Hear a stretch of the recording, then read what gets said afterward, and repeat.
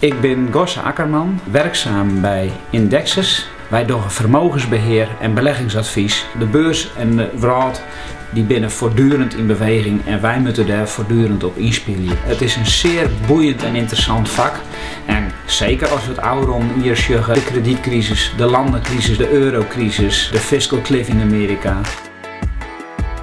Wij binnen deels een Fries bedrijf. Zo heb ik het functioneren waarom ik opzetten. Bewuste keuze om ons te vestigen in Friesland, in Heerenveen en om dicht bij de mensen te zitten. Het is een internationaal vak, maar ik vind Fries een internationale taal. Wij hebben nogal wat Friestalige klanten. Die mensen krijgen zoals ik Friestalig opgroeid. En die tinken eigenlijk in het Fries. En dan jouwt het een extra stukje vertrouwen dat je in die eigen taal oorsprutsen lust. Waar wit? Ontjen.